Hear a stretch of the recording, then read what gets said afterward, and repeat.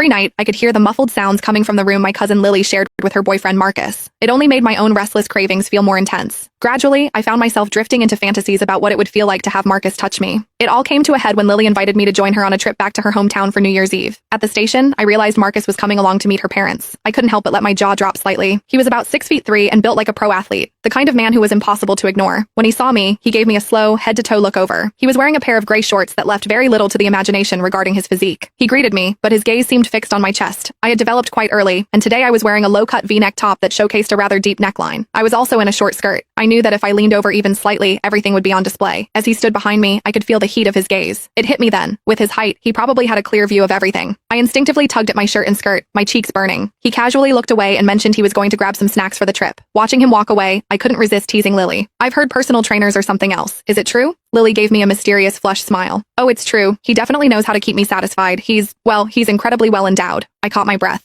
My God, that must feel incredible. I couldn't help but wonder what it would be like to experience that just once. I glanced back in his direction. As he walked, his physical presence was undeniable, shifting with every step. I'd heard rumors about how much a man like that could grow. I felt a sudden weakness in my legs just thinking about the logistics of it. Lily had told me before that he was high maintenance, needing attention several times a day. Every time I saw her, she had a certain radiant glow. It was clear she was being very well taken care of. As I was lost in thought, Lily leaned over and winked at me. Want to give him a try? My breathing hitched. I bit my lip, feeling a wave of guilty excitement. Lily, stop teasing me! I looked up and saw a flash of genuine interest in Marcus's eyes as he overheard our exchange. Finally, we boarded the train. Lily had booked a private sleeper cabin for us. It was just the three of us in the compartment, with a curtain drawn across the entrance for privacy. She and Marcus settled onto the bunk opposite mine. Lily leaned against him, scrolling through her phone, while his hands began to wander freely. Watching them, my face felt like it was on fire. I tried to focus on my own phone to hide the awkwardness, but my eyes kept drifting back. Lily was wearing a tight purple dress that hugged every curve perfectly. 10 minutes passed, and I noticed Marcus's hand slipping beneath the fabric several times. When his hand eventually emerged, it was glistening. Lily whispered shyly, "Wait, Claire is still right here." As night fell and the train grew quiet, the attendant dimmed the lights to their lowest setting. To my shock, Lily climbed onto Marcus's lap and they began to move in rhythm. I licked my lips, my mind racing with vivid images. Before I knew it, I drifted off to sleep. I don't know how long I was out, but Lily's voice eventually woke me. I opened my eyes to find the cabin lights back on. Lily gave me a playful wink. "Claire, are you hungry? Could you go to the dining car and grab 3 meals for us?" Looking at the obvious physical state Marcus was in, I knew exactly what she was asking for. "Sure," I replied quickly.